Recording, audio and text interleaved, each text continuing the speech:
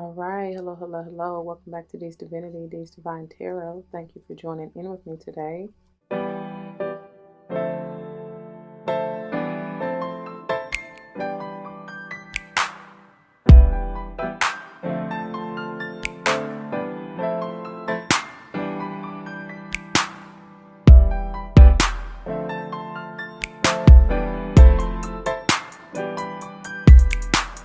Beautiful Divine Feminines, welcome. Welcome, welcome, welcome. Welcome back to all the former subscribers and welcome to all the new subscribers.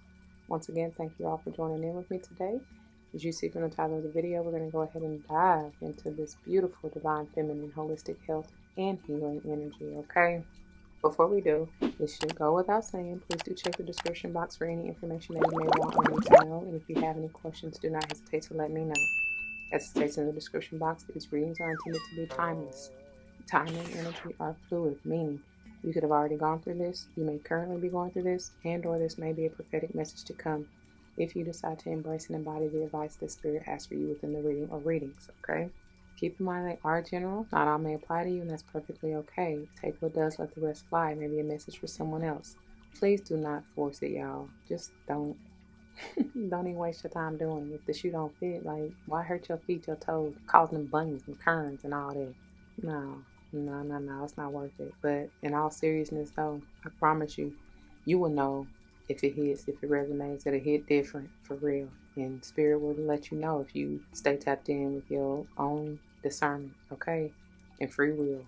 Keep in mind, I do not subscribe to gender roles as far as male, female, but I will say he, she in reference to masculine or feminine energy.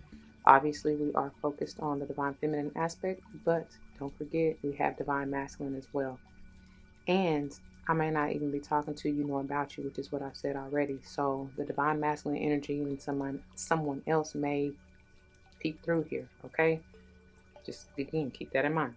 I also am big on numerology, so whether or not I call it out, and if and when I do, I want it to, or I intend for it to resonate possibly with your life path number, the day or month you were born, maybe even the house you want to pay particular attention to in your natal chart. And you can look that up for free. So many different sites if you want to, okay? Again, whether or not I call it out, if you are drawn to it, that may be for a reason. It may just be confirmation and or for you to pay particular attention at that time. However, okay? We are utilizing the Legacy of the Divine Tarot and the Queen of the Moon Oracle this week. And I've come accustomed to doing it this way. I want to see what it's all about, you know, what's the message, what's going on, and then words of wisdom or advice or guidance to move forward with, okay? However, whatever, it may be highlighting exactly what the message is, all right? Whatever, okay? Yeah, so without further ado, let's go ahead and get a quick word of prayer so that we can get into this. To the Most High, Heavenly and Divine, angels, ancestors, spirit guides, I come to you thanking you. Thank you, thank you, thank you so very much for this day, for this opportunity, for the chance for me to be a clear and open channel to bring forth the messages to the collective, straight no chaser. Allow me to be removed, and ego to be removed, to bring forth the message, as I said, straight no chaser. Please, as always, allow the message to enlighten, uplift, enrich, excite even, strengthen, heal, protect, and nourish whoever needs it at this time. And as I always pray, allow it, as I know you will, to be for the upliftment and the highest good of whoever is involved. All these blessings I come and ask and give thanks yet again. Ashe, Ashe, Ashe. All right, now, without further ado, let's jump into it. Alrighty, let's see what Spirit has for us today. What do you have for the Divine Feminine today? What lessons and blessings? What do you have for the Divine? Oh, thank you. Uh-oh, spaghetti-o. No, I want her in reverse. What's going on with her? This is Virgo energy for me. Some of you not receiving or wanting the healing, or not taking time to heal yourself, to nurture yourself, to mother yourself. What is this Queen of Pentacles? Some of you not sharing your gifts, maybe, of enlightenment, like what you have learned. Maybe that's trying to come out. What is this? Yeah. You're not sharing. You're not speaking up. You're not being in your true, authentic self. Like I said, sharing your gifts. Archangel Michael here. They want to encourage you to open up on your enlightenment. Maybe you don't. I can't even talk. Maybe you're not in a balanced state enough to receive this enlightenment, whatever they're trying to bring forth to you. See? I can't make it up. Sage energy here, all about balance, right? The number 14 potentially being a 5. Oh my gosh. Yeah, it's time for you to rise up. Literally, temperance energy is talking about not only the balance, but divine time. And I'll rise up. It's time for you to be on the move, honey. And definitely, like, don't resist this. It's part of your path, your purpose, your journey, because you meant to speak this truth. Okay, all right. Maybe somebody's not wanting to hear the truth coming from this Virgo, because this Virgo beat generally, we don't have a problem. We really generally don't. I mean, sometimes, because I swear, y'all, I heard this all my freaking life, and I say it like that because it really annoys me because, and I've had to work with it. You know what I mean? But it's not what you say; it's how you say it. It shouldn't matter. I mean, I guess it does in a sense because you do have to kind of learn to temper your tongue in a sense that's interesting that I said temper your tongue and temperance is right here. But you seriously got to learn a way, because sometimes I ain't even gonna say the truth can hurt, right? We all know that. We all done heard it and know and done felt the sting, right? And I don't feel like whoever this is trying to maliciously or intentionally be harsh or cutthroat or cold-hearted in a sense.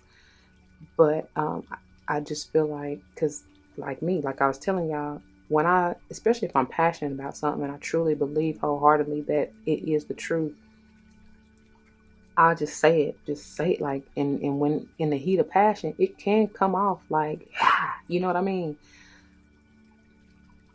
I've had to learn to really balance that fire and water, that passion with that emotional sensitive part of it. You know what I mean? Like basically finesse. Like I said, temper the tongue. And it's not like you trying to finesse to get over on somebody or, you know what I'm saying, to necessarily sweet talk somebody with lies or sweet nothings. No, it's just maybe not be so lashing of the tongue. You know what I mean? Like, I don't know. I pray. If you know, but no, that's too many.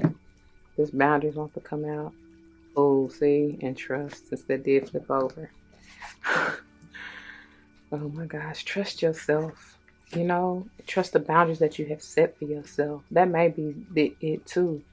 Because with that Virgo, with that Virgo, well, that's what it is. With the Queen of Coins in reverse, it's like that's all about that self-worth and confidence even can be. And it's like I feel like they're telling you like, nah, you need to just trust that the boundaries you set for yourself are right and true. Because I don't know why I'm feeling somebody, especially with this Ace of Swords, you probably done cut off this sage. You done cut off somebody, whoever, whatever. And that's probably why they don't want to hear this coming from you. You know what I mean? Because you telling it like it is. And and in doing so, you have created these boundaries for yourself. And now they're telling you to trust that. Like everything you've gone through, everything you have done, it has been for a reason. I do see somebody here as very much so balanced and in their sovereign energy. They are holding it down, honey. Not afraid either. And you do have to protect that because people will, baby, them vampires will come and try to get it. You know what I mean? Because they don't know how to do it themselves. They don't want to go, whoever this is, don't want, like I said from the get-go, ain't trying to receive this healing, go through this healing, or do whatever it is to nurture and mother and take care of themselves. That's the one that I want to read. Because I don't know, she just giving this vibe like, I don't even really know how to explain it.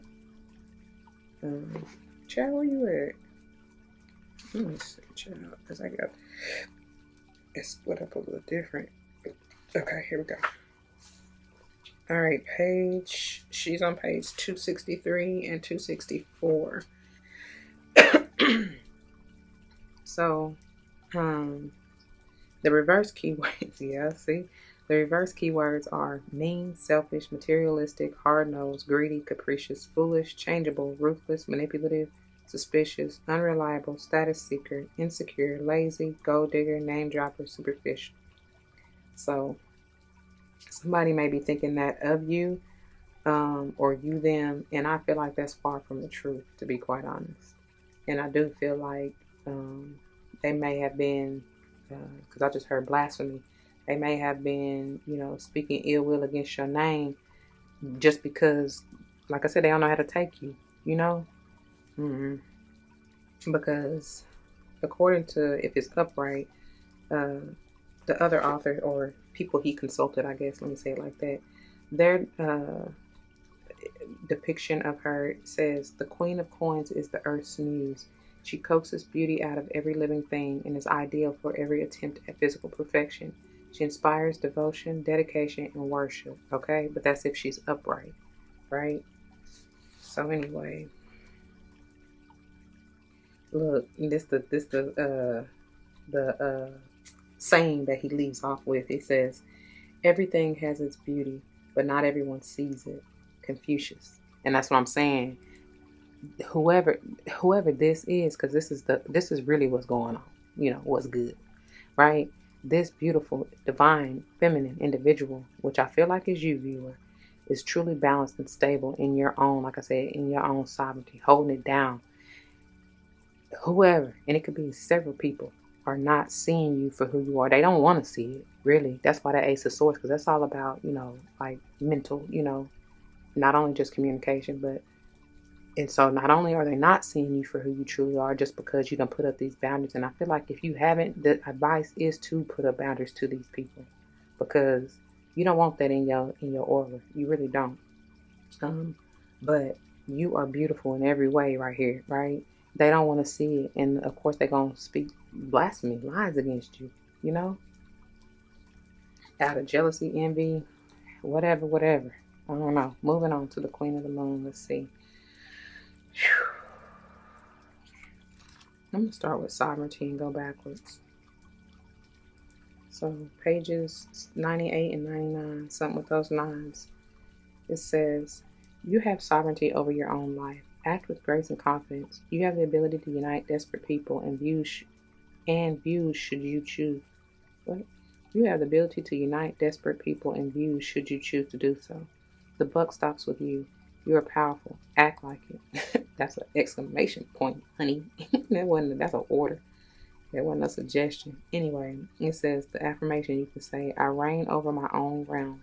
Okay?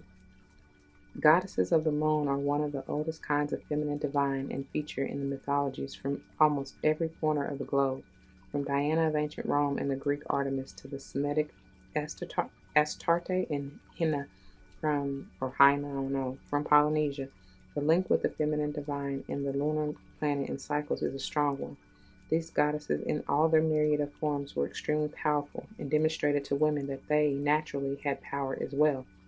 I feel like I was talking about this very thing sometime last week, and I cannot remember the day. Just about how women, like how feminine, the divine feminine energy, no matter really sex, because that's really made up to me, but whatever. The divine feminine aspect has always been leader, ruler, a goddess. And many people even believe, and I mean, I feel like it warrants rethinking, right? But what I was about to say is many people believe that God is actually goddess. You know what I'm saying? So, because I don't believe, I don't know, it is what it is. But I do believe like everything that is written in the Bible, to be quite honest, is more so when they started pushing everything to a patriarchal society just to try to take our power. And it's like, nah, but you can't ever take that away. You know what I mean? You weren't one giving it. So how do you think you're going to take that away? And so anyway, the tables are turning for sure. And I feel like that's why it's like, you are powerful. Act like it. Like, baby, know where you come from. You know what I mean? You are goddess yourself, like made in God's image. So it's like, be who you were meant to be. Don't shy away. Don't hold back. None of that. Goddess of, let's see, nope, I already read that. We should strive to be powerful queens of our own domain. Women especially have been socialized to defer, to keep small, to be quiet, and to hold a very twisted kind of service that borders on servitude. While in many first world countries women can choose to be what they wish to be on paper, women still experience inequality in most countries in areas such as wage disparity and imbalance of the numbers of women in government or in high level board positions. However, what has been accepted in the past is not what will be accepted in the future. That's what I'm telling y'all. A new queendom is coming. I'm trying to tell you. I'm trying to tell you, honey, that wheel is turned.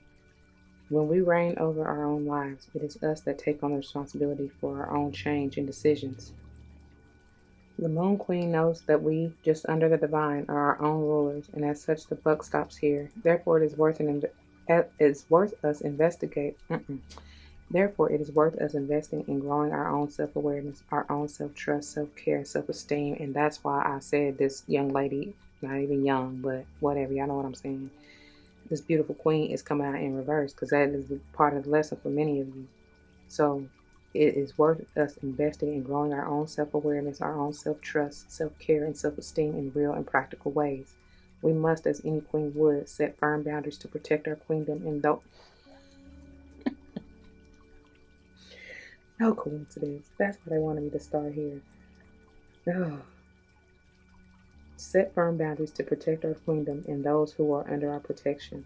This does not mean we become cruel rulers. We should always aim for benevolence, fairness, and a great love for all, as well as ourselves.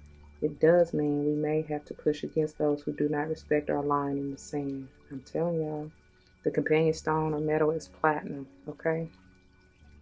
Let's move on. I feel like we need to go to the boundaries next. And then we'll hit the trust, okay? So pages 40, no. Oh, that's long. Child, that's long. 39 through 41 for boundaries. Good gracious, but I'm about to read all of it because I feel like it's very important. Whew. All right, bear with me because I might start stuttering and stumbling. It says, Wax and Gibbous 3, the number 12, which is powerful 3 energy, okay? Judging what you need and what you don't need allows you to place healthy boundaries. You teach people how to treat you. Judge what is healthy and right for you with clarity and care. Simplify. That's the Ace of Swords, boy. The affirmation, I can say yes or no with authenticity and clarity. Like I said, that's the Ace of Swords, but it needs to be upright, okay? In times of sickness or, say, the presence of very strong emotions such as grief, we often naturally simplify. We cut out all the extras that are too hard or too complex at that time. We might not take up an invitation to an event. We might have to work, that's in quotes, by the way, work is, at attending. We might only watch a film we know uplifts us. We might only want to see or communicate with friends we know and trust to understand, love, and support us, warts and all. We might only choose to spend the depth of our heart and time with a few people rather than many, and we become vastly sensitive to those we've now discovered take their unfair share of our energy. What did I say? We might also look at our body more compassionately and eat nourishing foods to heal it, do comforting things for it to recover more easily, or just decide to rest it completely. If we are healthy people, we naturally action a kind of simplicity and a set of boundaries to protect ourselves so we can give ourselves some space to heal. What if we did this all the time? What if we more consciously chose more simply and specifically for the benefit of our own mind, body, and spirit? Yes, life is complex, but it can be richer and more enjoyable if we pare back in what is, quote, negatively extra, end quote, and choose a more deliberate and authentic path. We don't need so much fluff and people pleasing and running about madly, and fast food and fast fashion and gossip and hardcore Olympic level scheduling and stress. That was a lot right there. We just don't. Look at what you chose to do last time you were forced to simplify. If it was a positive choice, maybe that could be your starting point for something better today. This judgment you made was for you, and it worked. Not all judgment is bad or to be avoided. Every single one of us judges every day. We judge what brand of washing powder to buy among many. We judge what TV show is good and what isn't. We vote, which is a judgment on trust.